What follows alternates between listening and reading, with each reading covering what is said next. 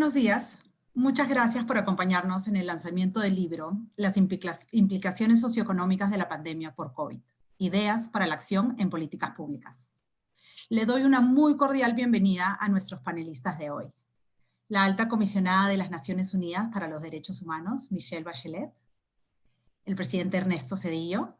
Luis Felipe López Calva, director regional para América Latina y el Caribe del PNUD. Marcela Meléndez, economista jefe para América Latina y el Caribe del PNUD. Juan Camilo Cárdenas, profesor titular de la Facultad de Economía de la Universidad de los Andes. Y Paola Vergallo, profesora asociada de la Facultad de Derecho de la Universidad Torcuato Di Tella. Muchas gracias por acompañarnos hoy. Voy a compartir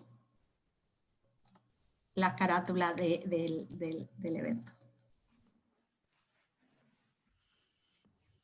El libro que hoy presentamos es una recopilación en 2 volúmenes de la serie de documentos de política pública sobre COVID, publicadas por el PNUD a partir de este año, de abril de este año.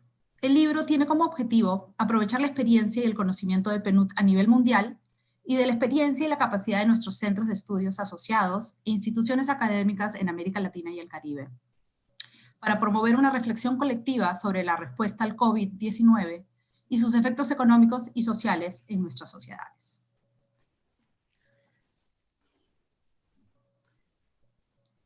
El libro solo ha sido posible con el importante apoyo de la Agencia Española de Cooperación Internacional para el Desarrollo, AECID, y los muchos autores que han contribuido sus conocimientos y tiempo para desarrollar los documentos que aquí se encuentran.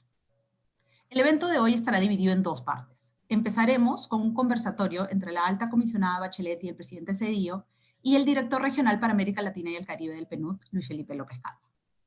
La segunda parte será una discusión sobre el contenido del libro entre nuestra economista jefe Marcela Meléndez y 2 de los autores de los capítulos del libro, Juan Camilo Cárdenas y Paola Vergallo. La reunión se llevará a cabo en español, pero hay servicio de traducción simultánea disponible del español al inglés, al cual pueden acceder a través del icono de interpretación que encontrarán en la parte baja de sus pantallas. Los invitamos también a conocer la plataforma web que hemos creado para este libro, en donde podrán encontrar los 2 volúmenes en inglés y español para descargar, además de videos y podcasts hablando del contenido del libro. El link estará apareciendo en el chat en este momento. Sin más, damos inicio al conversatorio. Luis Felipe, te paso la palabra.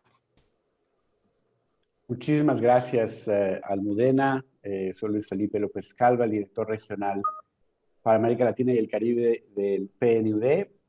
Quiero de verdad agradecer de manera muy especial a la alta comisionada Michelle Bachelet, expresidenta de Chile, y al expresidente Zedillo, profesor de la Universidad de Yale y director del Centro de Estudios para la Globalización, por estar con nosotros en esta primera parte para conversar. Obviamente también a Marcela Meléndez, nuestra economista jefe en el Buró para América Latina y el Caribe del PNUD, y que además ha sido la líder de todo este proyecto, y a 2 de los autores que están en nuestra serie, Juan Camilo Cárdenas, un gran amigo, profesor de la Universidad de los Andes, y Paola Vergallo de la Universidad Torcuato Di Tella. Brevemente les comento que el PNUD en América Latina y el Caribe ha trabajado muy de cerca con los gobiernos y con los actores no gubernamentales en respuesta a esta tremenda crisis sanitaria y económica que ha generado el COVID-19. Hay muchos esfuerzos operacionales, programáticos, de movilización de recursos, y han trascendido de manera muy importante estos estudios recientes con la asociación que hemos tenido con académicos de primer nivel en toda la región, con diagnósticos rápidos, oportunos y con opciones de política concretas. Esto no hubiera sido posible sin el apoyo del Gobierno de España, de la Agencia Española de Cooperación Internacional para el Desarrollo, a quien agradecemos como siempre su apoyo, pero sobre todo la asociación que hemos creado basada en una visión compartida y el interés por el desarrollo incluyente para nuestra región. Estos 2 volúmenes que hoy presentamos recogen los trabajos que se han ido haciendo disponibles para las distintas audiencias y que han tenido un récord de más de 220,000 visitas y más de 75,000 descargas en la página web. Hemos decidido ponerlas ahora en esta serie con 2 primeros volúmenes y con una introducción que nos da una idea de las propuestas que desde el PNUD estamos compartiendo con las contrapartes de gobierno. Brevemente, 5 puntos y con esto empezamos. La región de Latinoamérica ha sido la más impactada por la crisis del COVID. Tenemos solo 9% de la población mundial y más del 30% de las muertes totales en el mundo. De los 20 países con mayor número de casos, 7 se encuentran en nuestra región y la contracción económica también será la más fuerte, entre 8 y 10% del Producto Interno Bruto este año. En parte, esta crisis tan fuerte se explica por lo que hemos llamado las condiciones preexistentes de nuestras economías y de nuestras sociedades, obviamente con gran heterogeneidad, pero es esta falta de confianza en instituciones, percepción de captura del Estado, polarización política, una crisis de representación política, bajo crecimiento económico, alta desigualdad, debilidad fiscal en general y una transición epidemiológica y demográfica. En ese sentido, hemos visto aquí en el PNUD y hemos propuesto desde el principio que aquí hay que verlo de una manera sistémica y que tenemos que encontrar soluciones sistémicas. Hemos encontrado muchos socios, por cierto, con el presidente Zedillo hemos iniciado también un trabajo de repensar lo que llamamos el nuevo contrato social para la región de Latinoamérica y estamos realmente ante una crisis sistémica que requiere soluciones sistémicas. Y con esto empiezo la primera pregunta para nuestros invitados. Alta comisionada, una vez más, muchísimas gracias. Es una pregunta para los dos, pero empiezo con usted. Realmente, ¿cuáles serían, digamos, las prioridades que usted vería para poder tener una salida mejor de esta situación? Dado el contexto del COVID, ¿cuáles deberían ser esas prioridades de política pública en el corto, en el mediano plazo, como usted lo ve, para alcanzar una recuperación que obviamente nos lleve a sociedades más incluyentes, cohesionadas y resilientes? Por favor. Muchas gracias, Luis Felipe, aunque creo que tal vez mi experiencia como presidenta me va a ser más útil que como alta comisionada en este tema, pero ambas lo puedo decir. Primero, gracias por esta invitación y en particular porque estamos a 2 días del Día Internacional de los Derechos Humanos, que es el 10 de diciembre, y lo digo esto porque este año lo que queremos hacer para el Día de Derechos Humanos es un llamado a la acción, que tiene mucho que ver con lo del tema que nos convoca hoy día, porque el temática es reconstruir para mejorar. Es decir, una de las cosas que yo he estado insistiendo casi como un sacerdote, le diría yo, porque he estado así como por todos lados diciendo que una de las preocupaciones que yo tengo son 2, a mí muchas, pero 2 fundamentales. La primera es que la gente quisiera volver a la normalidad, pero la normalidad del día cero era una normalidad pésima, era un mundo desigual, ¿no es verdad?, con democracias que no cumplían los elementos básicos. El año pasado hubo 80 países con gente en la calle protestando, por razones económicas, por corrupción de los gobiernos, por sistemas democráticos que no estaban a la altura de lo que la gente quería, porque el sistema económico, el modelo económico no respondía a la necesidad. Entonces, no queremos volver a eso, primera cosa. Entonces, yo siento que si tenemos que pensar en reconstruir, o sea, una cosa son las medidas urgentes, inmediatas que uno toma cuando se enfrenta a una crisis, pero cuando estamos pensando en la reconstrucción, no queremos volver al día cero. Ese era un mundo, como usted decía, no solo en la región, en el mundo en general, un mundo lleno de desigualdades, ¿no es verdad?, con un gap gigante en todo ámbito, no solo de pobreza, hambre, un gap digital enorme que todavía hoy día tenemos. Entonces, ese mundo no queremos volver a un país, queremos reconstruir mejor, ¿no? Bueno, entonces, pero pensemos primero. Y lo otro tema que yo quiero, que ahí sí que parezco sacerdotisa realmente, porque una de mis preocupaciones, y me encanta poder conversarlo con ustedes, porque ustedes son una organización que se preocupa mucho de eso, y con a quien lo hemos hablado, que es el tema de los datos. Nosotros sabemos que el virus no discrimina, puede afectar a cualquiera, pero impacta desproporcionadamente a ciertos sectores que son mucho más vulnerables, que no es por un tema genético, no es que tengan un contenido básico menor, sino por la discriminación sistémica que ellos han tenido. ¿Qué estamos hablando? De las mujeres y las niñas, estamos hablando de las personas mayores, estamos hablando de las personas con discapacidad, estamos hablando de las personas migrantes, refugiados o desplazados internos, estamos hablando de las personas de la comunidad LGTBI, estamos hablando, por supuesto, de las personas con poca libertad, vale decir, sean presos o personas que están institucionalizadas de cualquier tipo, y no tenemos en nuestra región, ni en ninguna región, datos desagregados por cada uno de estos elementos. Entonces, mi preocupación fundamental es, a la hora de definir las políticas públicas, ¿cómo vamos a hacerlo de manera de no dejar atrás lo que ya estaban atrás antes del COVID?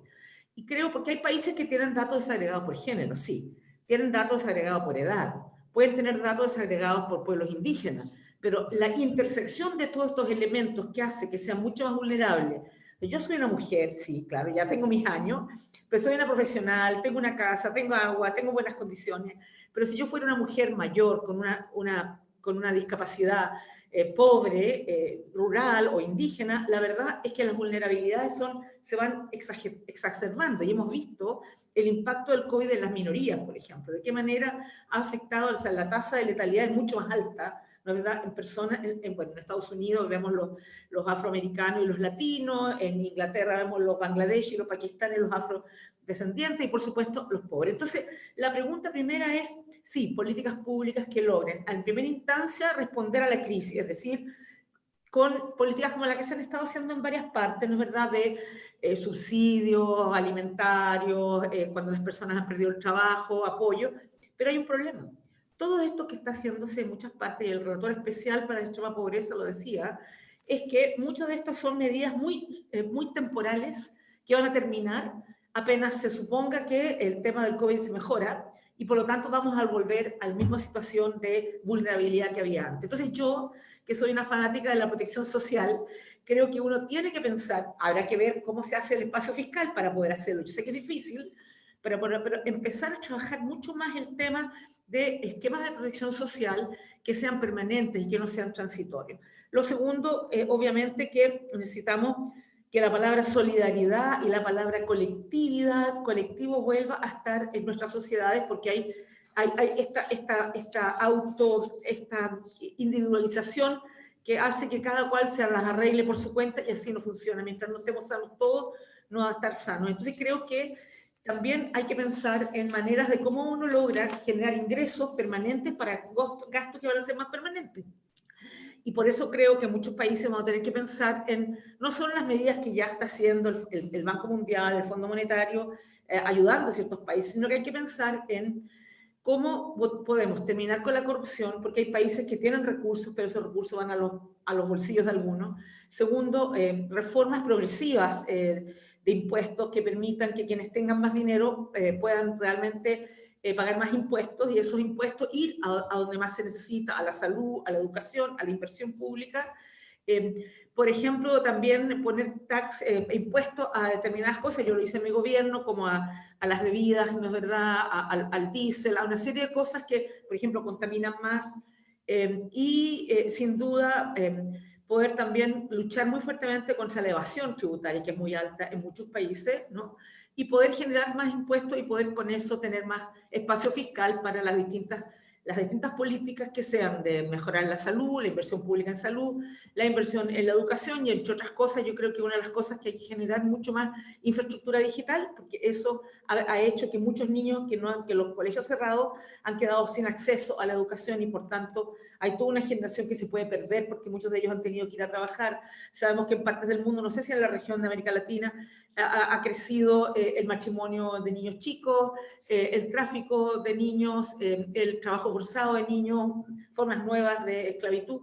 Entonces, hay muchas de estas maneras que uno debe, hay muchas de estas medidas que uno tiene que llevar adelante para efectivamente poder evitar las tremendas desigualdades. Uno de los temas también que a mí me preocupa muchísimo es las mujeres y las niñas, ellas son de las más afectadas. La violencia doméstica ha crecido brutalmente en todo el mundo y sin duda en la región, y por tanto también, y la mujer está muy afectada porque el trabajo informal, usted sabe que son 62 millones de personas que trabajan, son trabajadores informales, y la gran mayoría son mujeres, y en nuestra región en particular hay países donde el 70% del trabajo es informal, y también las mujeres trabajan en áreas que han sido muy afectadas, como el turismo, la hotelería, la gastronomía. Entonces, las mujeres hoy día han tenido que optar muchas veces por quedarse en la casa cuidando a los niños que no están en el colegio. Todas las ganancias que habíamos tenido en términos de la incorporación de la mujer al trabajo, muchas de esas no solo va a haber incremento de la pobreza, incremento de la desigualdad, pero también las mujeres, yo creo que muchos de los derechos que habían adquirido van a ir también al proceso. Entonces también es otra área donde yo creo. Pero vuelvo al punto original y ahí me callo, es que creo que necesitamos datos desagregados mucho más fuertemente para que las políticas públicas puedan realmente llegar a las personas que más lo necesitan. De lo contrario, vamos a seguir. Si hacemos políticas neutrales, homogéneas para todos, vamos a seguir dejando fuera a los que son más vulnerables hoy día.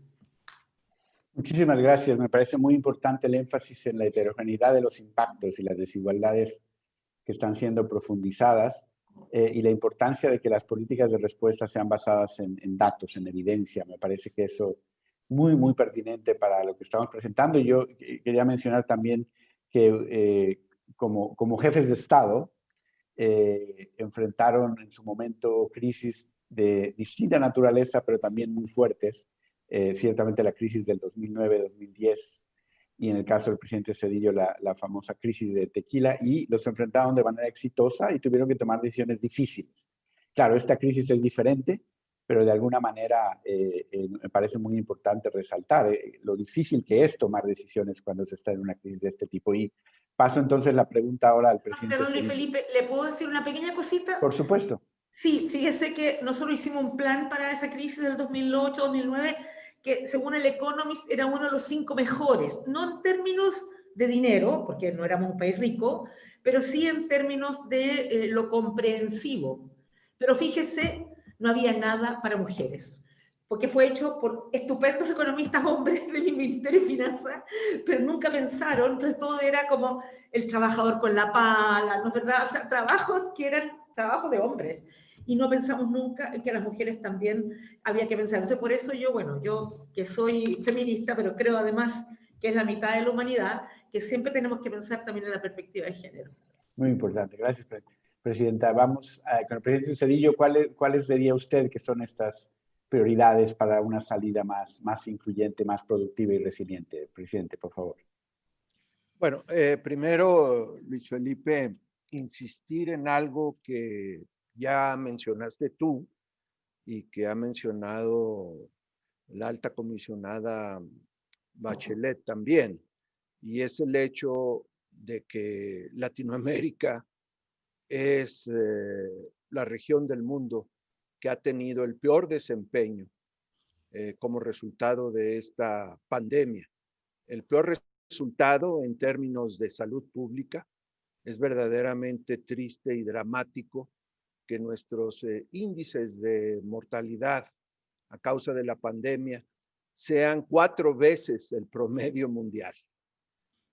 Pero además estos índices desastrosos de salud pública no han dado lugar a lo que algunos pensaron. Si sacrificamos la salud pública, podemos tener resultados económicos no tan malos. En el caso de América Latina, de ninguna manera esto es cierto. Tenemos también los peores resultados económicos en el mundo. Si la economía mundial se va a contraer este año 4%, la economía de América Latina se va a contraer al doble, es decir, poco más, tú ya lo mencionaste, entre el 8 y el 10%. Entonces, lo que decía la presidente Bachelet es muy importante. No podemos volver al día cero, ¿verdad? Porque el día cero ya estaba muy mal.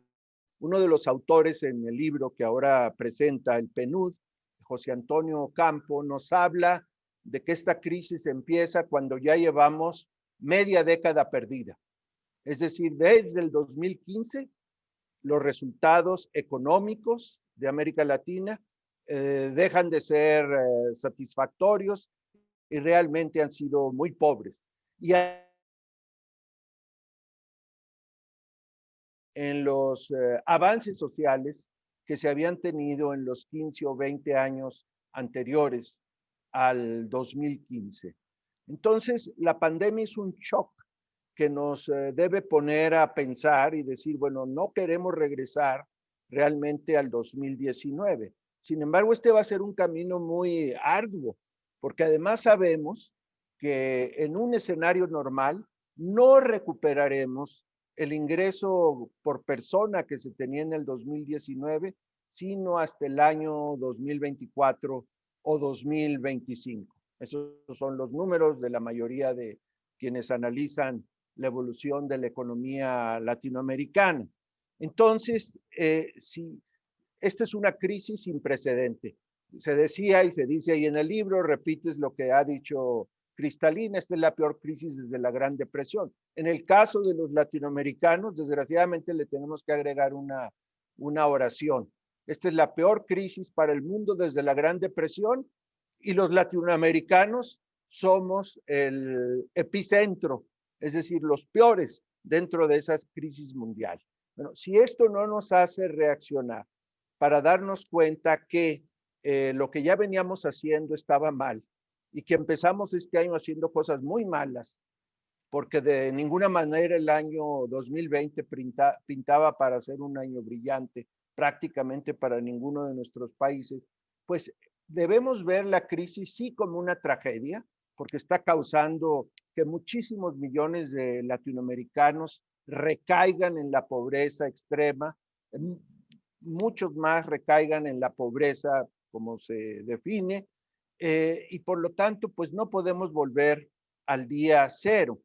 De alguna manera, tanto tú como la presidenta ya apuntaron a esta concepción que hemos venido discutiendo hace unos meses, de ciertamente esto es una tragedia, pero vayamos a tratar de hacer de esta tragedia una oportunidad. Y pues las prioridades son relativamente claras. El cómo hacerlo es lo complicado. Yo esperaría primero pues que se preste atención a cuestiones como las que ha señalado la presidenta Bachelet. Tenemos que tener una economía que piense en primer lugar en cómo vamos a atender los enormes rezagos económicos y sociales de quienes más lo necesitan.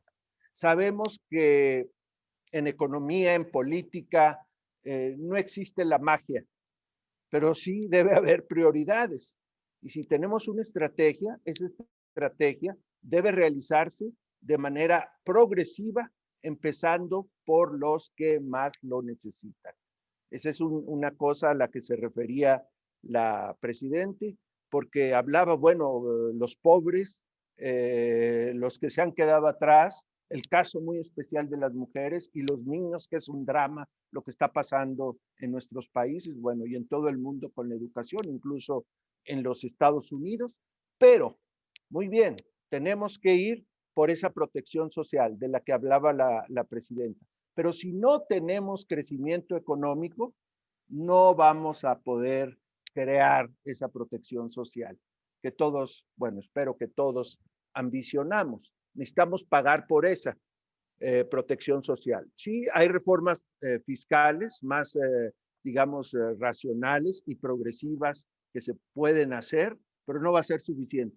Necesitamos también tener economías en crecimiento. Y eso quiere decir tener economías que sean más productivas de lo que son hoy día.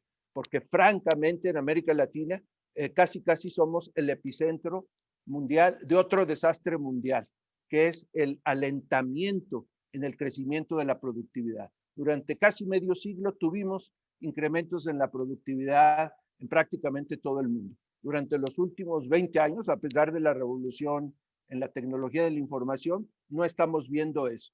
Y dentro de todas las regiones que tienen ese asunto, es todo el mundo, América Latina muestra un enorme rezago. Eso quiere decir, desde mi punto de vista, y obviamente esto es muy debatible, que debemos retomar el paso y aceleradamente, visionariamente, hacia las reformas que hagan nuestras economías más productivas. Ahora bien, tener economías más productivas,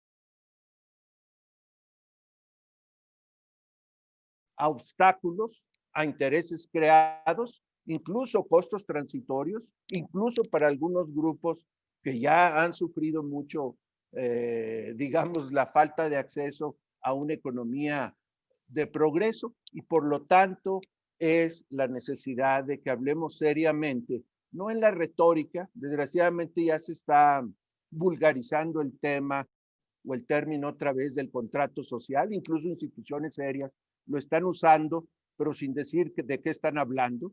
Yo creo que el contrato social quiere decir que vas a pedir sacrificios, pero que esa petición de sacrificio a la sociedad es a cambio de algo que es muy importante para la sociedad. Y en el caso de América Latina, creo que hay dos cuestiones que son fundamentales. Una, lo que decía la presidenta Bachelet. Ella usó la palabra fanática, dice, yo soy fanática de la protección social. Qué bueno que diga fanática, porque eso significa pasión, que cree mucho en eso. Pero además hay que ser profundamente racional a favor de la seguridad social, porque ese va a ser el verdadero pase hacia el progreso, la estabilidad y el fortalecimiento de la democracia en América Latina en el siglo XXI.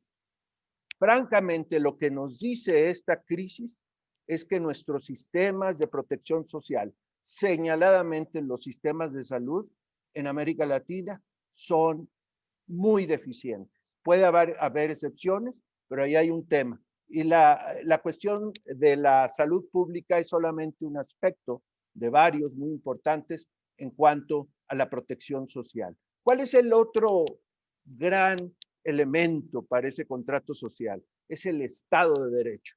La presidenta hablaba de corrupción. Yo diría, el problema de la corrupción es solamente uno de los ángulos de un problema mucho más grande. Y ese problema más grande es el desapego al Estado de Derecho, que con honrosas excepciones, quizás la única sea Chile, quizás Costa Rica, Uruguay, en América Latina no existe un apego verdadero al Estado de Derecho. Y la gente pues tiene consecuencias a raíz de ese desapego. Hay inseguridad ciudadana, hay violencia en unos límites, en unos niveles increíbles. Entonces yo pienso que la seguridad social racional, aunque también de manera convincente y apasionada, yo diría que hasta fanática, como lo expresaba la presidenta Bachelet, ¿verdad? Es algo que podemos poner sobre la mesa y el otro elemento es el Estado de Derecho. Y a cambio de eso, pedirle a la sociedad el esfuerzo que se tiene que hacer, que es muy importante para que tengamos economías más productivas, economías en crecimiento que nos permitan pagar por el costo de esos elementos fundamentales que serán parte del contrato social. Muchísimas gracias, presidente. Creo que las dos presentaciones han tenido elementos muy importantes, algunos de ellos referidos en el contenido de nuestro libro. Alta comisionada, brevemente, sabemos que tenemos que cerrar en unos 4 minutos esta primera parte. Usted mencionaba el cambio en la visión de, por ejemplo, en el caso del 2010, una respuesta no sensible a género, y lo que vemos ahora es mucho más diálogo en esa lógica de la inclusión. Incluso el presidente está hablando de la universalidad de la cobertura, por ejemplo, en salud, como uno de los elementos centrales. ¿Usted ve que hay algún cambio político que nos permita abrir esa oportunidad? Es decir, ¿tenemos razones para ser optimistas brevemente? Está cerrado su micrófono. Ya. Si soy muy sincera, en el mundo, a ver, yo tenía la esperanza de que el COVID-19 fuera un poquito como fue la Primera y la Segunda Guerra Mundial, que fue capaz de generar este espacio político en que todos dijeron cuáles son los estándares básicos, ¿no? Básicos de humanidad en que queremos vivir, y ahí surgió la Declaración Universal de los Derechos Humanos, que era como decir, mire, estos son los estándares básicos. Yo tenía la esperanza de que el COVID-19 generara un proceso similar, ¿no? Y sin embargo lo hemos visto muy distinto. Hemos visto países que responden por sí mismos, que buscan su propia situación, que no ha habido cooperación global. O sea, sí en el mundo científico. El mundo científico ha respondido espectacularmente bien, pero yo diría a nivel de los estados, la verdad que ha sido muy poquito. En el mundo y en la región lo mismo. Sin embargo, hubo hace poquito, hace como 2 semanas atrás, un acuerdo en CEPAL, donde ministros de todos los países de la región acordaron buscar políticas de coordinación, ¿no? Y de respuesta conjunta a esto. Así que hay una pequeña esperanza, y esta semana también tenemos un encuentro en CEPAL también sobre el acuerdo de Escazú, ¿no? El acuerdo sobre medio ambiente, que gracias a que México y creo que Costa Rica, otro país, lo firmaron, ahora va a poder realmente funcionar, y que busca generar mejores condiciones para el medio ambiente y también, obviamente, para los defensores del medio ambiental. Y creo que es muy clave esto porque nosotros mirar el COVID, tenemos que mirarlo, claro, desde las políticas públicas de salud pública, de educación, pero sabemos que es una zoonosis. Bueno, yo soy médico, ¿no? Soy pediatra, y las zoonosis son enfermedades generadas por animales a los seres humanos. La mayoría de las últimas zoonosis son todas las grandes epidemias que hemos tenido, el ébola, el SARS, el MERS y ahora el COVID, son todas zoonosis transmitidas desde animales domésticos o salvajes a personas. Entonces, nosotros tenemos que también, entonces, asegurarnos que el acuerdo de París realmente funcione, ¿no? Que el cambio climático realmente sea capaz de funcionar, y en ese sentido estoy muy esperanzada de que con la nueva administración de Estados Unidos, el presidente electo Biden ha dicho que va a priorizar el multilateralismo, los derechos humanos, el medio ambiente, y que va a volver al Acuerdo de París. Creo que eso va a ser muy importante. Pero también entonces creo que también hoy día, este año, tenemos el 2020 Framework de la biodiversidad, que sería clave porque tenemos que proteger la naturaleza también. Entonces, hay espacio político, pero yo creo que todavía no está completamente maduro, para serle completamente franca, ¿no? O sea, todavía yo veo a los países respondiendo individualmente a su problemática, aunque, como le digo, este encuentro en CEPAL abre esperanzas de que podamos tener una mirada de entender que aquí nadie se salva solo, que aquí tenemos que todos tener una respuesta clave. Y un tema clave va a ser la vacuna, porque cuando haya una vacuna segura, eficiente, que tenga algún tipo de inmunidad, cualquiera esta sea, y hemos estado llamando nosotros que debiera ser un bien público universal, y no que los países ricos, que como está pasando ahora, ¿no es verdad?, puedan usarla y los países pobres queden debajo de la mesa, por decirlo así. Pero yo quisiera hacer un pequeño comentario a lo que decía el presidente Zedillo, con el cual comparto plenamente lo que él le ha dicho, porque nosotros con el secretario general hemos estado hablando del nuevo contrato social y también la nueva era. Y la nueva era, el nuevo contrato social va en la lógica que usted decía, presidente, pero también la nueva era quiere decir que en el sistema multilateral los países debieran tener una representación como corresponde, ¿no? Es decir, los países más chicos también van a tener una representación, no como hoy día, que siempre se sabe que el Fondo Monetario va a ser un europeo, que el Banco Mundial, en fin. Entonces, que los países puedan también tener una representación mejor. Pero yo quería comentar a propósito de la productividad que usted decía, presidente.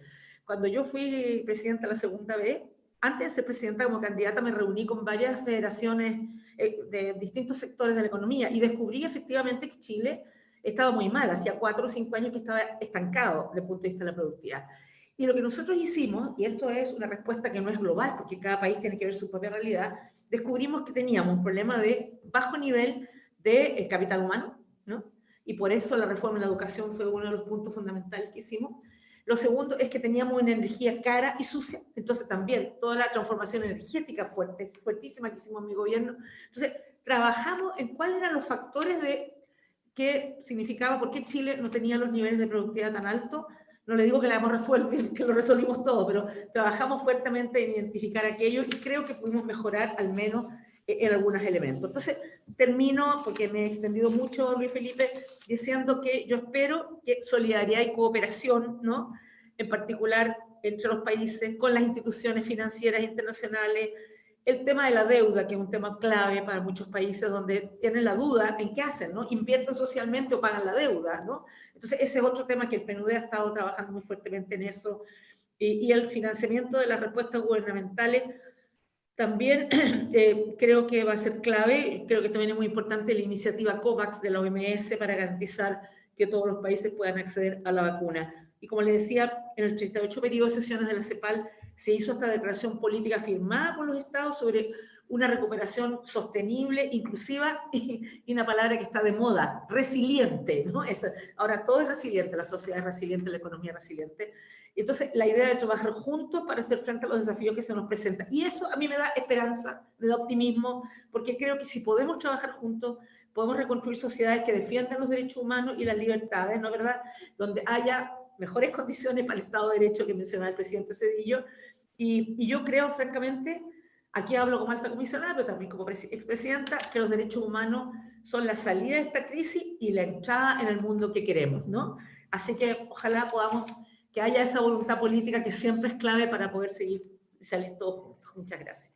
Muchísimas gracias desde el PNUD, de verdad le agradecemos mucho a alta comisionada que haya estado con nosotros. Sé que se tiene que ir. Antes de pasar con el presidente Zedillo, solamente decirle que estaremos todos celebrando en 2 días el Día Mundial de los Derechos Humanos, por supuesto, y también compartirle que el 17 de diciembre estaremos en el PNUD lanzando el 30 aniversario del Human Development Report, del Informe Global de Desarrollo Humano, que precisamente trata sobre los temas de sostenibilidad en un sentido muy amplio, como algunos que usted ha mencionado. Muchísimas gracias, la despedimos y le agradecemos muchísimo su participación y paso con el presidente Zedillo con la misma pregunta. Presidente, ¿usted cree que se han creado condiciones, algún espacio político para este nuevo contrato social? Bueno, en principio debiera ser el caso.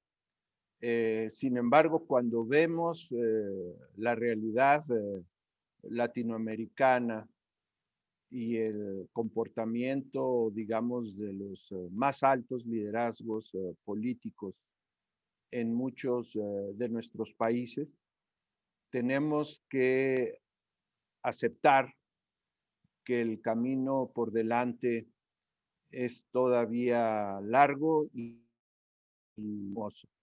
No me queda claro que nuestros dirigentes aún o todavía estén extrayendo las lecciones pertinentes de la terrible experiencia que estamos viviendo.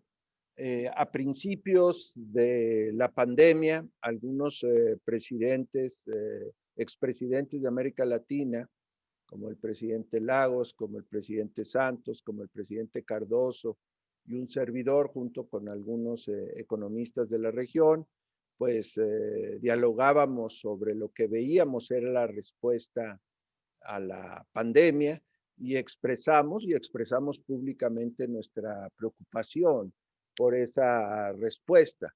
Y decíamos, miren, sabemos que algunos de ustedes llegaron al poder democráticamente, ciertamente, pero llegaron al poder con una estrategia populista, ¿sí? Una estrategia de prometer mucho sin saber cómo se va a hacer la entrega de eso, de lo que se promete. Han sido exitosos hasta ahora.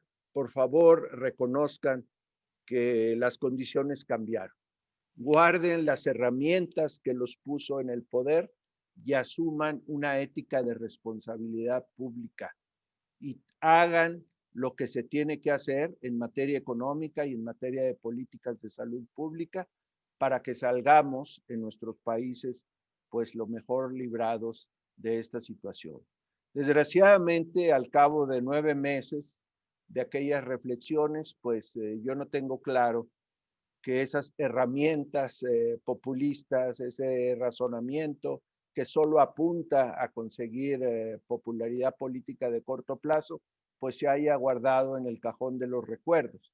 Me parece que en casos muy notables se siguen aplicando esas herramientas y la consecuencia de ello es que se está pagando un costo humano y yo diría económico extremadamente alto.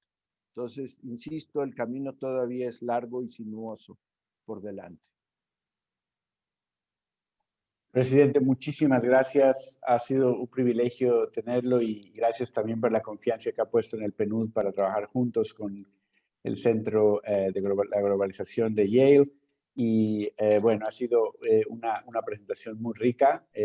Vamos a pasar a la segunda parte, pero como solo siempre... desearte felicitar al equipo de PNUD, a ti y a todo el equipo que ha podido armar esta serie de estudios por 2 razones, porque son estudios muy buenos, pero además creo que tiene un enorme valor juntar personas como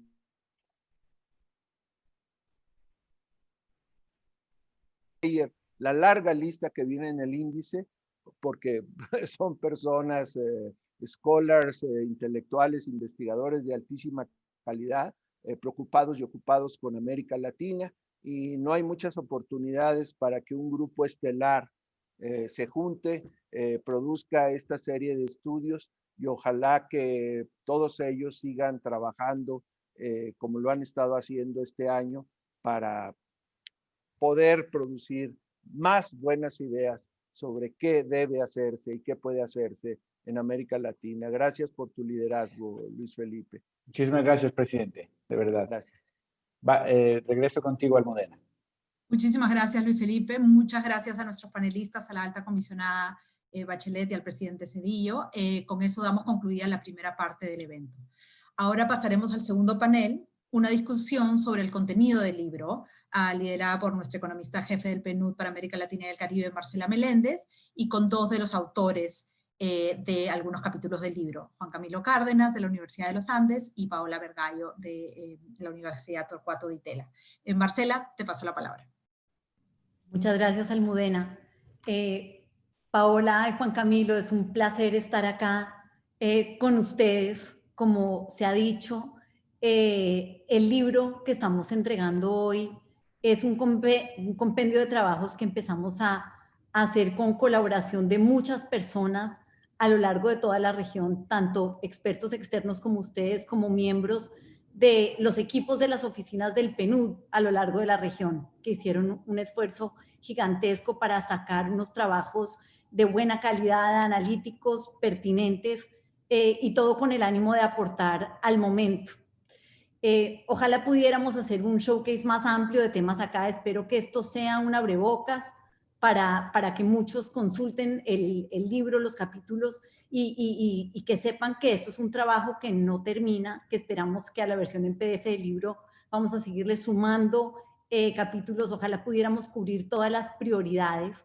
El orden en que están presentadas en el libro tiene que ver con cosas que fueron surgiendo en la medida en que íbamos entrando en la pandemia, y no pretende ser de ninguna manera exhaustiva en términos de cubrir todos los temas, pero sí esperamos que sea un aporte serio para el debate de política pública en un momento tan complejo como el que estamos viviendo, que ha sido en Latinoamérica especialmente doloroso por la dificultad de responder con efectividad a las demandas del momento. En todas partes, y lo vimos hace un momento en el panel anterior, estamos hablando de cómo el COVID ha desnudado fragilidades de nuestras sociedades y de la manera como veníamos construidos, y esto ha ocurrido en muchísimas dimensiones. Una de ellas, en que hizo mucho énfasis la alta comisionada Bachelet, es la manera en que las mujeres han sufrido durante la pandemia, posiblemente de una manera peor que los hombres. Paola, tú has dedicado buena parte de tu vida profesional a atender las brechas de género y hacer tu aporte para cerrar esas brechas. Yo quisiera comenzar esa conversación contigo y que nos hagas una reflexión sobre esos temas, que son los que, entre otras, tú ayudas a trabajar en el documento de política que preparaste para nosotros con otros coautores. ¿Qué es lo que venía funcionando mal? ¿Qué hace que para las mujeres esto esté siendo más complicado? ¿Qué implicaciones de largo plazo va a tener esto para las brechas de género? ¿Cuál ha sido la respuesta de los gobiernos? ¿Tenemos ejemplos de cosas que han funcionado bien? ¿Y qué más deberíamos estar haciendo? Te paso la palabra. Lo que vamos a hacer es una pregunta para ti, otra especial para Juan Camilo, y luego los vinculo a los dos con las mismas preguntas, ¿les parece? Adelante. Bueno, muchísimas gracias, Marcela. Es un honor estar aquí compartiendo panel y celebrando la presentación de este libro, que creo es en una enorme contribución a los debates que necesitamos encarar en este momento y los desafíos que mencionaban los presidentes Bachelet y Zedillo. Si nos ubicamos a marzo de este año, estábamos a punto de celebrar los 25 años de la conferencia de Beijing, que marcó un plan de acción en el que vinimos trabajando por más de 2 décadas, en el cual, digamos, había 4 grandes temas: la participación política de las mujeres, la violencia basada en el género, los derechos sexuales y reproductivos, y el trabajo y la seguridad económica de las mujeres. Si pensamos en términos de la participación política de las mujeres, a marzo de este año Los progresos desde Beijing eran importantes, sin embargo, todavía había muchas deudas para integrarnos a la toma real de decisiones y nuevos fenómenos de violencia política en toda la región basada en el género. En términos de violencia, habíamos logrado instalar la agenda, sin dudas, pero el trabajo de prevención y el trabajo de abordaje de las causas estructurales de la violencia basada en el género todavía tenía mucho que desear, y en particular una mirada amplia de la violencia además que sufren distintos grupos, las niñas, las adolescentes, las mujeres adultas mayores y también los colectivos LGBT. Con lo cual, a pesar de los enormes avances que podemos decir sucedieron en esos 25 años, muchas eran las deudas también. En términos de derechos sexuales y reproductivos, la heterogeneidad en nuestra región también es alarmante.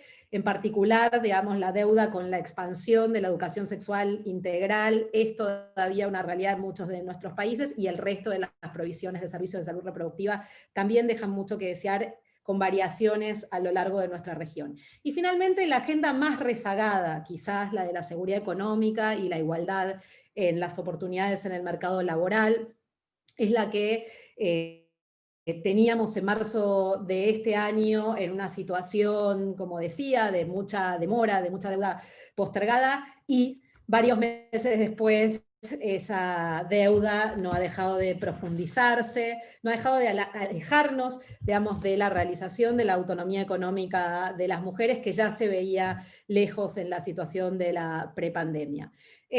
Las mujeres de nuestra región, como dijo la presidenta Bachelet, se encuentran en altos niveles de informalidad, tienen brechas salariales también muy importantes, las cargas desproporcionadas del trabajo doméstico, no remunerado, la participación de las mujeres en el trabajo en las casas de familias, en condiciones, digamos, de mucha precariedad y mucha vulneración de sus derechos, las dificultades que enfrentan las mujeres en el acceso y la permanencia en el trabajo, y luego las distintas formas de la arquitectura de la discriminación, los techos de cristal, las escaleras rotas y los pisos pegajosos de los que hablamos cuando pensamos en la realidad de las mujeres insertadas en el mercado de trabajo. Y, por supuesto, la enorme crisis de los cuidados que ya teníamos en marzo de este año.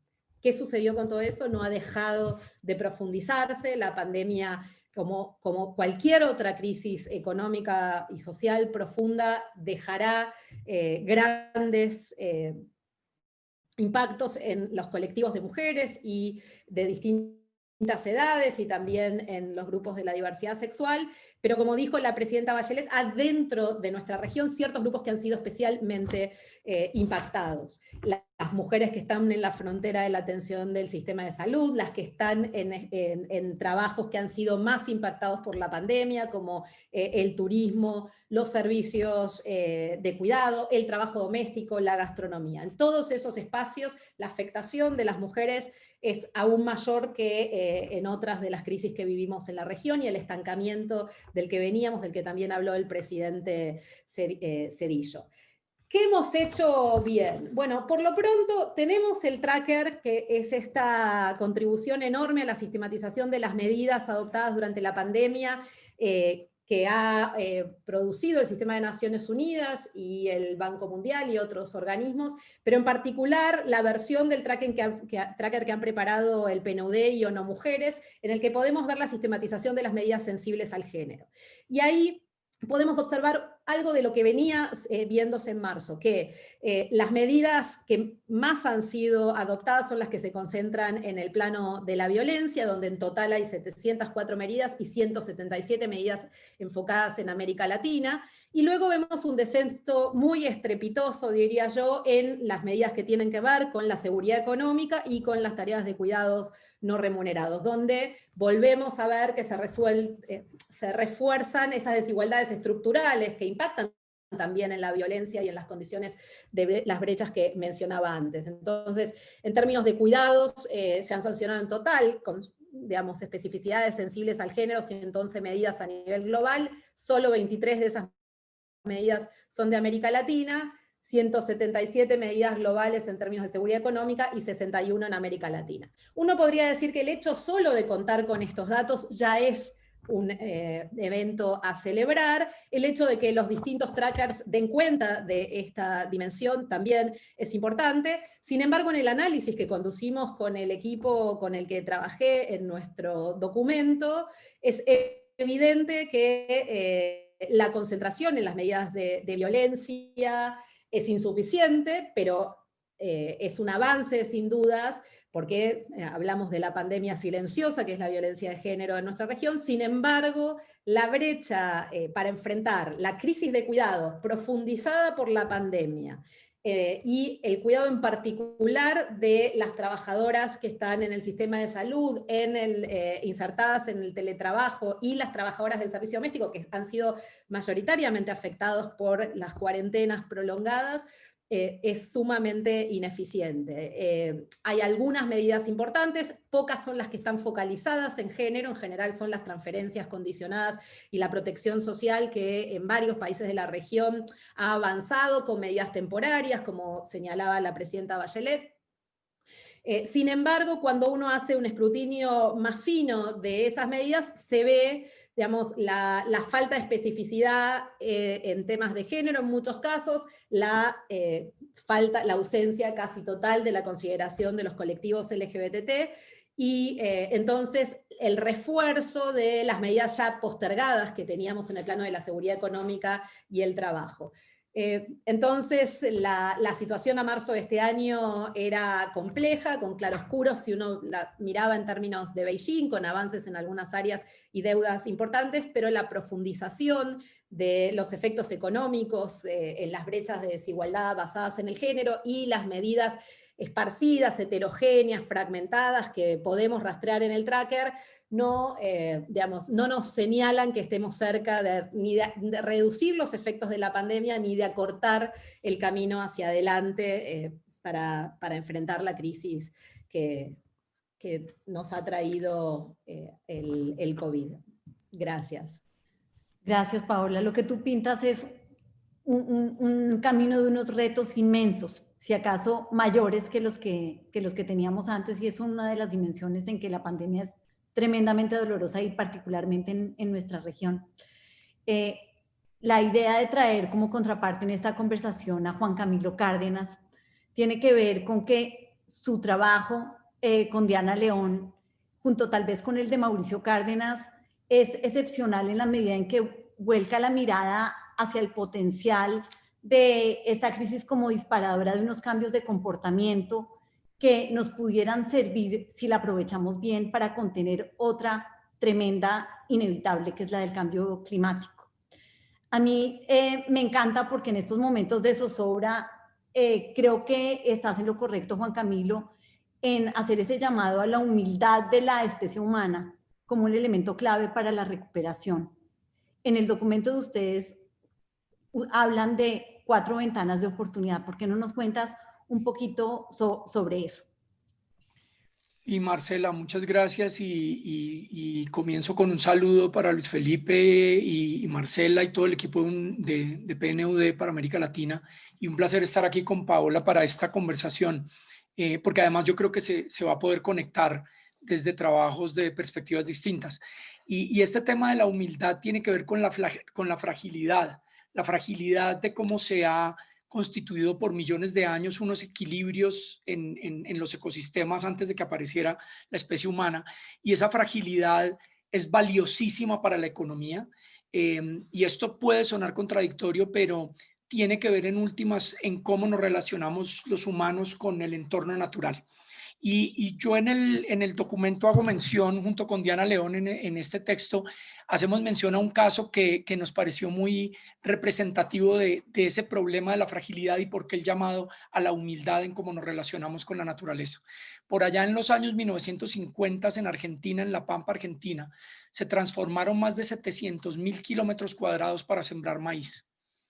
Y fue una violentación de esos equilibrios y de esa fragilidad, y un pequeño ratón nativo que había en esas pampas argentinas encontró con ese cambio abrupto de cultivos, de monocultivos para un país que en ese momento era una potencia mundial exportadora de granos, una oportunidad grande en que se expandió en su población de este pequeño ratón y fue portador de un virus, el virus de Junín, que generó una pandemia en su momento y un gran temor en toda la economía argentina y en todos los sectores rurales. Y esa fue la famosa fiebre hemorrágica argentina. Este virus de Junín tenía una letalidad entre el 15 y el 30% y paralizó totalmente la economía de la producción de maíz. Y ojo, fue irrumpir en un equilibrio de un ratón que es nativo de las pampas argentinas, de un producto maíz que es nativo de América Latina, pero simplemente se rompió ese equilibrio. Hoy estamos viendo el rompimiento de muchos de estos equilibrios. Lo estamos viendo con la temporada de huracanes que rompió récords en este año, en el 2020. En un momento dado, por ahí hay una imagen muy interesante de NOAA. En un momento dado en el Atlántico estaban los huracanes Sally, Paulette, René, Vicky y Teddy al mismo tiempo, acechando. Se nos acabó el alfabeto para nombrar los huracanes en esta temporada de huracanes. Y vuelvo a la idea de humildad frente a unos equilibrios muy frágiles, resultado de la evolución de millones de años, y que los seres humanos tenemos que reconsiderar en cómo nos vamos a relacionar. Esta temporada de huracanes generó en el Caribe y en Centroamérica grandes daños y nos mostró lo frágiles que éramos y el por qué ese llamado a la humildad. Pero también esta pandemia nos trajo un montón de lecciones interesantes y en el capítulo nosotros lo documentamos, de cosas que vimos repentinas, valiosas para darnos esperanza. La calidad del aire en las ciudades mejoró sustancialmente. La descarga de desechos industriales bajó radicalmente en los cuerpos de agua. Y las empresas de acueductos que tuvieron que hacer que tenían que operar sus plantas de tratamiento, de pronto vieron un cambio abrupto en la forma como tenían que tratar las aguas industriales. Yo no estoy diciendo que vamos a poder volver a ese momento particular de la crisis del COVID, del confinamiento, porque la economía tiene que reactivarse, la actividad humana tiene que volver a una situación en que la gente pueda operar en sus derechos a la movilidad, al trabajo, a tener ingresos, al consumo y demás. Pero sí nos mostró que hay unas reacciones positivas de la naturaleza, de los ecosistemas urbanos y rurales, que nos dio algunas esperanzas de que muy rápidamente se podían tener otros niveles de contaminación, otros niveles de daño. Y en ese momento aprendimos que podríamos cambiar las costumbres, comportamientos, pero también procesos industriales y actividades cotidianas y que podían tener un impacto permanente. Aprendimos a cambiar en términos de movilidad, aprendimos en términos de teletrabajo, aprendimos en términos de patrones de consumo. Hubo cambios importantes, en el documento lo mencionamos, en términos de las búsquedas en Google en el mundo entero, y se dispararon las búsquedas en Google con palabras como reciclaje, reutilización, cocinar en casa, nuevos patrones de consumo de comidas más sanas. Se abrió una perspectiva de mirar de otra manera los productos agrícolas que estamos viendo. Se crearon cadenas de comercio justo y de comercio de productos verdes sostenibles cuando se vieron irrumpidos los grandes sistemas de mercadeo en las grandes ciudades y de pronto pequeños grupos campesinos empezaron a encontrar a través de plataformas digitales y de redes de solidaridad la forma de llevar productos verdes, orgánicos, de comercio más justo a las ciudades. Y todo esto lo empezamos a observar en medio de todo este drama y esta tragedia. Y ahí es donde mencionamos estas ventanas de oportunidad. No voy a entrar en detalle en cada una de ellas, pero sí mencionando algunas que me parecen importantes. Ya he hecho mención al tema del cambio en los patrones de movilidad en las ciudades. El uso de la bicicleta y el uso de caminar como medio de transporte está cambiando en América Latina y vimos algunos comportamientos. El mercado mundial de bicicletas, por ejemplo, está disparado y no da abasto a la oferta para los cambios en la demanda. Temas de teletrabajo que son interesantes, obviamente cambian por contexto y por lugar, pero con un potencial interesante para América Latina y además porque las ciudades latinoamericanas, y ojo con esto, tienen el 80% de la población de la región. Entonces en las ciudades tenemos unos retos grandes en movilidad, en teletrabajo y oportunidades para cambiar comportamientos. También lo mencioné, una de estas ventanas es los cambios en los consumos y en las prácticas sostenibles en el hogar, el reciclaje, el compostaje y demás. Estamos viendo que están apareciendo nuevos patrones de comportamiento. Y uno último importante tiene que ver con los impuestos verdes y estos precios más justos en estos mercados. Porque creo que a través de los impuestos verdes y de cambios en los sistemas tributarios tenemos una oportunidad grande de financiar cosas importantes para un cambio permanente hacia adelante.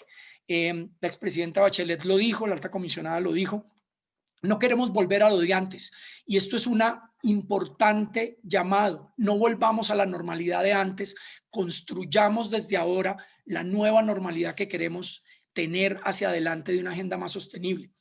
Les doy un dato que encontré recientemente sobre la posibilidad de que a través de impuestos verdes, que es uno de los que mencionamos allí, podamos construir aparatos productivos en el sistema energético que sean más intensivos en mano de obra. Si hay algo que está angustiando a la región hoy es el desempleo y en medio de la informalidad todavía más. Y estos datos son increíbles. En términos de el sistema de energías fósiles versus energías renovables, por cada $1.000.000 invertido para energías fósiles, por ejemplo, en Brasil se generan alrededor de 21 puestos de trabajo, 21.2, mientras que en energías renovables en Brasil serían 37 puestos de trabajo por $1.000.000 invertido.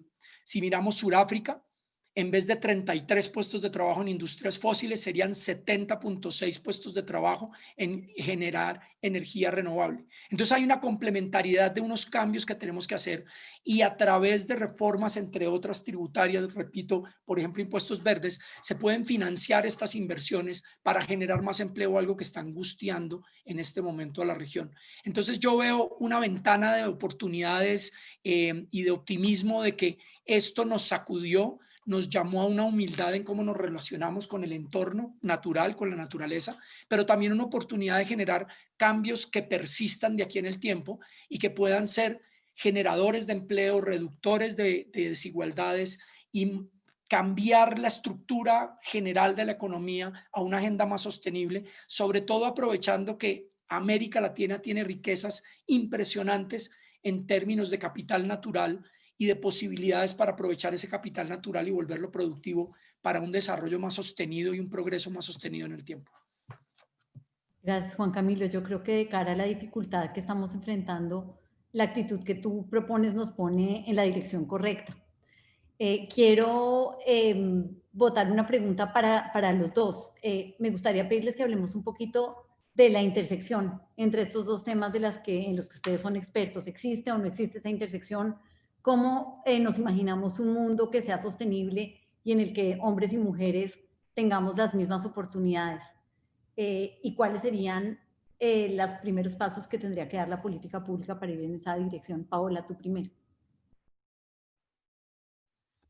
Muchas gracias y un placer escuchar a Camilo y realmente resaltar estas oportunidades que nos da la pandemia. Yo estoy convencida de que el futuro tiene que integrar indefectiblemente la sostenibilidad y la inclusión. Me parece que las dos agendas de las que hablamos están absolutamente vinculadas y depende de las personas y de nosotras, las mujeres en particular, y de las personas de distintas edades comprometerse con esa inclusión y esa sostenibilidad.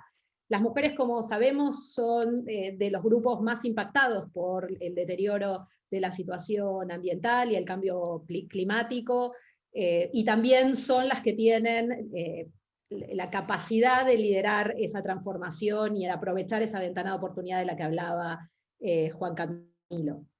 Como sabemos, pueden cumplir un rol clave en la transformación de la alimentación, en la construcción de una alimentación sostenible, saludable. Las mujeres son una pieza clave. Para eso hay que mejorar las condiciones estructurales en las que viven, el tiempo con el que cuentan, las acumulaciones de tareas desproporcionadas que tenemos. Entonces, integrar la agenda de las desigualdades estructurales basadas en el género y los objetivos colectivos que tienen que ver con la sustentabilidad es clave.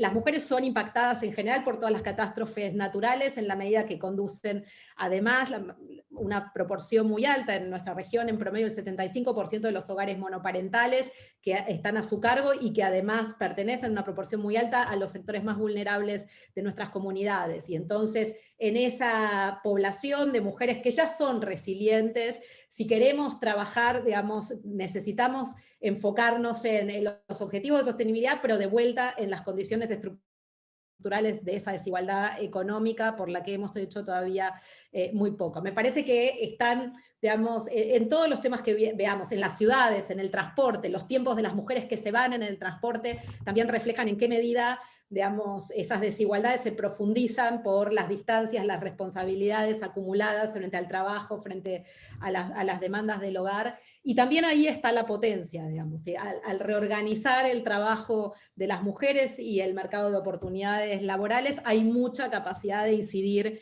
en la agenda también de la sostenibilidad de nuestras ciudades. Lo mismo en la explotación de los bosques y otros recursos naturales. El desafío es integrar estas agendas y yo creo que la respuesta está en lo que anticipaba la presidenta y la alta comisionada en la conversación introductoria.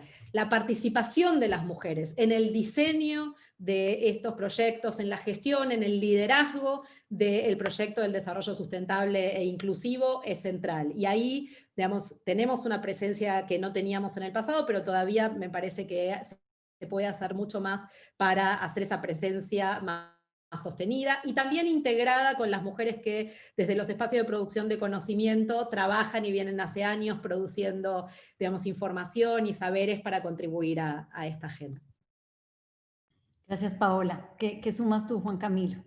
Pues es que, pues lo dijo Paola, la inclusión y la sostenibilidad se necesitan cada una de la otra. No vamos a poder tener una sociedad incluyente o un contrato social incluyente del que hablaban Luis Felipe y el presidente Zedillo si no tenemos una base sostenible de conservación de capital natural para proveer bienes y servicios ambientales de capital natural y viceversa. Es precisamente a través de la inclusión que se pueden lograr agendas más sostenibles y en últimas la agenda de los ODS tiene que incorporar todo esto permanentemente en la interconexión entre ellos. Pero además hay una cosa particular que yo resumiría en lo que se ha venido llamando la economía del cuidado, y es que la pandemia nos enseñó que todos dependemos de los demás de una forma tan cruel, tan cruda, tan directa, en el que todos afectamos a los demás o podemos cuidar o necesitamos cuidarnos y cuidar a los demás. Y esa es la gran enseñanza de la pandemia. Y en últimas, la economía del cuidado, la del cuidado del otro o la del cuidado del entorno natural es una sola. Es una sola versión de cuidarnos, cuidar al otro y cuidar el entorno natural. Y no vamos a poder cuidar el entorno natural si no cuidamos a los demás. Y no vamos a poder cuidar a los demás si no tenemos una mejor relación con la naturaleza. El premio Goldman Ambiental, que es uno de los premios más importantes, se lo acaban de entregar a unas mujeres en México que se dedicaron a cuidar bosques que son, entre otras, proveedores de un montón de servicios ambientales. Y estas mujeres emulan la idea a través de una industria de producción de miel de abejas en un cuidado de los bosques. Pero además, toda la narrativa que cuentan estas mujeres de cómo todo el sistema apícola de las abejas con sus distintos roles y trabajando en solidaridad y en comunidad, que fue lo que la alta comisionada Bachelet nos llamó la atención hace un rato, es el mensaje central de esto. La economía del cuidado por construcción tiene que estar basada en solidaridad y en acción colectiva.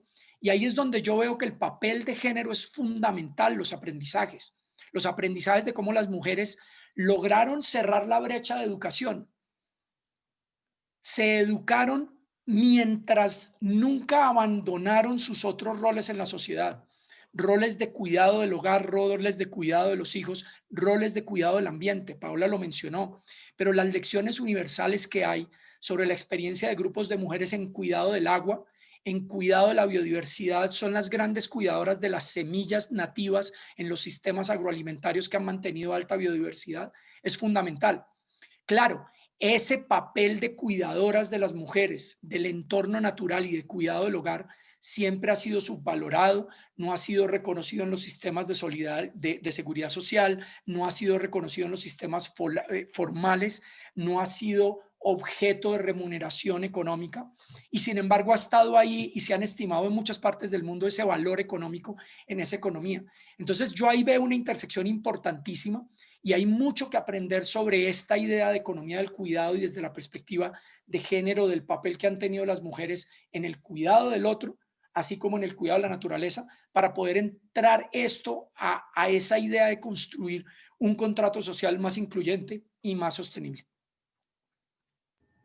Tenemos tiempo para una última pregunta para responder muy breve, pero no quiero dejar de hacérselas porque yo oigo esta conversación y es inspiradora, todo resuena, todo es importante, y luego uno piensa, ¿cómo hacemos para lograr consensos alrededor de estos temas que son fundamentales para nuestros países en unos contextos democráticos tan complejos como los que tenemos en la mayoría de ellos? ¿Cuáles serían los puntos de entrada?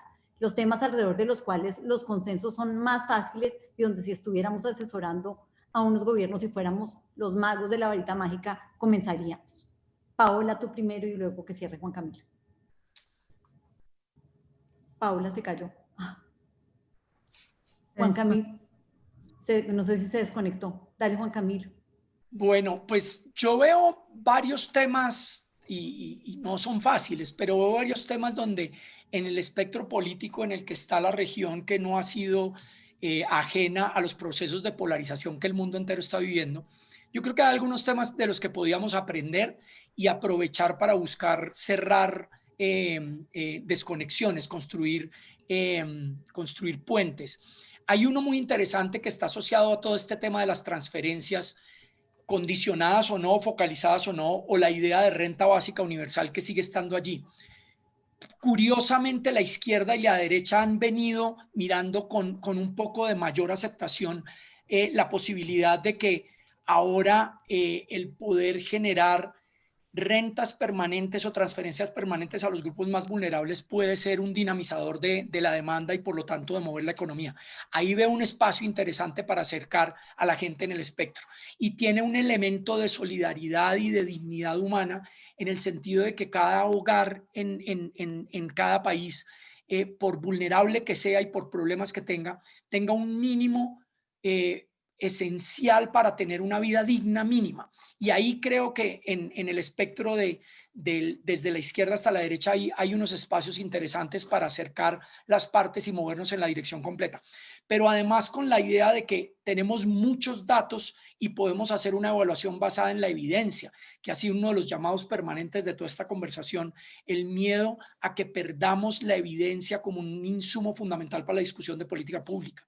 Y esto tiene que ver entre otras, con esfuerzos gigantescos que están haciendo muchos países por bancarizar y digitalizar a la mayoría de las poblaciones vulnerables, y eso va a permitir generar muy buena información, muy buenos datos para aprender de esto. Ese creo que es un tema que puede generar algunos puentes de conexión para construir unos consensos mínimos en el espectro político. Y el otro sí creo que el ambiental definitivamente permite acercar. Yo creo que desde los extremos hay más o menos una conciencia que se ha venido construyendo que tenemos que hacer algo sobre la agenda para el cambio climático, la agenda para la reducción de emisiones, una agenda para la conservación de la biodiversidad, y América Latina tiene un potencial gigantesco por aprovechar en términos de generar una transición a energías sostenibles y reducción de emisiones, una agenda para la conservación de agua. Ustedes vieron la noticia que ya se empezó a negociar mercados futuros de agua en Wall Street, y eso empezó a generar como una alerta de que para allá íbamos y ya llegó el campanazo del comienzo de ese camino. Y la oferta natural de América Latina en términos de agua fresca es impresionante y hay que aprovecharla, y ni hablemos del tema de biodiversidad, siendo nosotros los anfitriones de los grandes tesoros para biodiversidad. Entonces yo sí pensaría que hay algunos temas allí comunes que pueden acercar en medio de polarización y espectro político a algunos puntos comunes de interés común que no tienen que tener ideología particular. Por el lado de las transferencias o renta básica universal, por el lado de conservación del medio ambiente y una agenda para el cambio climático, creo que se pueden buscar allí oportunidades de acercamiento. Gracias, Juan Camilo. Paola, puntos de entrada para generar consensos. Disculpas. Bueno, mi propuesta es, digamos, además de todo lo que sugirió Juan Camilo, que es el experto sustantivamente, yo tengo más una propuesta metodológica, que es insistir en la integración de las mujeres a los diálogos, digamos, en llevar las experiencias del movimiento de mujeres en nuestra región, esos 25 años de trabajo regional, solidario, transnacional, que han hecho avanzar las agendas. Yo remarqué todas las deudas que tenemos pendientes, pero también sería injusto no reconocer el enorme trabajo que ha hecho el movimiento de mujeres, que tiene mucho para enseñar en esa resiliencia, en ese establecimiento de objetivos de largo plazo y en el cómo, digamos, en esa solidaridad que se ha ejercido a través de la región. Entonces me parece que la propuesta es, en los ejes temáticos que señala Juan Camilo, el diálogo, la insistencia en que los foros que ya existen deben integrar mejor a las mujeres, así como deben integrar mejor a las personas jóvenes, ¿no? que también, digamos, representando a varones, mujeres y diversidades, tienen que tener una voz más fuerte, no solo a la hora, digamos, de movilizarse en las calles, sino de sentarse a tener planes de trabajo y de colaboración desde ese lugar. A mí me parece que hay mucho que aprender del trabajo que viene haciendo el feminismo y las organizaciones de mujeres en la colaboración a nivel global y transnacional en nuestra región, y diría que esa es mi sugerencia. Más mujeres con más experiencia de cuidado, escucharlas más, confiar más en los saberes que traen y en el respeto que tienen al uso de la evidencia y el conocimiento, que me parece que también es otra de las cuestiones claves a las que apuntaba Camilo. Y Marcela, déjeme agregar una cosa porque la evidencia es fuerte y contundente. La mayor participación de mujeres en órganos legislativos cambia las agendas de discusión política. La mayor participación de mujeres en altos organismos de los sistemas financieros ha cambiado la forma como se maneja con mayor prudencia. Por ejemplo, fondos pensionales. La mayor participación de mujeres en juntas directivas en los boards de las grandes corporaciones también ha ido mostrando clara evidencia de mejores programas de inclusión y de mejores programas en términos de la agenda de sostenibilidad de las corporaciones. Entonces la evidencia está allí, no es solamente un wish list, una intención, sino una demostración de que allí se están empezando a generar cambios de estas agendas que estamos hablando de largo plazo. Lamentablemente se nos acabó el tiempo, pero ha sido un lujo esta conversación y espero que un gran abrebocas para animar a los que todavía no han visto el trabajo que estamos produciendo a animarse a ver este libro. De vuelta a ti, Almudena, y gracias, Paola y Juan Camilo, por un panel fantástico. Muchísimas gracias, Marcela, y muchísimas gracias a nuestros panelistas por estas importantes reflexiones. Ahora tendremos unas palabras de cierre de nuestro director. Luis Felipe, tienes la palabra. Gracias, Almudena. Estamos sobre el tiempo, súper breve. 3 cosas. Primero, agradecer, Juan Camilo, Paola, fue extraordinariamente rico el panel. Gracias, Marcela, por el liderazgo en todo este proyecto. Gracias a todos los centros de investigación de la región que han tenido la confianza en el PNUD para asociarse con nosotros. Gracias a todos los miembros de los equipos del PNUD en los países que han sido parte de este esfuerzo y que han mostrado lo que queremos siempre resaltar, que el PNUD es una institución que ofrece soluciones locales con calidad global. La intención precisamente está, nuestra riqueza está en poder experimentar y ofrecer soluciones y acompañar la implementación de políticas a nivel local muy concreto, pero siempre con una visión del mejor contenido de calidad global, y para eso es que convocamos a nuestros expertos y a todos los centros de investigación de la región. 3 áreas en las que hemos enfatizado que hay que trabajar para la salida. Primero, pensar qué políticas públicas deben cambiar. Segundo, qué reglas del juego deben cambiar. Y tercero, qué actores deben ser parte de esas decisiones. Y mucho de eso, todo esto, se ha venido conversando el día de hoy precisamente. Para poder llegar a las políticas y las reglas que sean incluyentes y que generen una normalidad diferente, requerimos repensar las coaliciones de actores que toman las decisiones. Y como PNUD queremos ser un espacio en donde se genere precisamente ese diálogo entre los distintos actores. Entonces, gracias a todos. Obviamente Queremos de manera particular agradecer a la alta comisionada Michelle Bachelet y al presidente Zedillo por la primera parte del panel y también por el apoyo que nos dan. Y de verdad que estamos muy contentos de poner a disposición de todos estos trabajos. Esperamos que sean de utilidad para todos. Y cierro solamente recordando que el 17 de diciembre presentamos nuestro 30 aniversario, nuestro número del Informe de Desarrollo Humano Global de 30 aniversario de informes globales, en donde precisamente hablamos del desarrollo humano en lo que llamamos el antropoceno, que es esta nueva era en la que el ser humano está de alguna manera determinando la evolución de la naturaleza y no al revés, y todas las implicaciones que eso tiene. Muchísimas gracias a todos. Ha sido un gran honor ser parte de este momento. Gracias, Luis Felipe. Gracias a todos. Gracias a todos. Muchísimas gracias.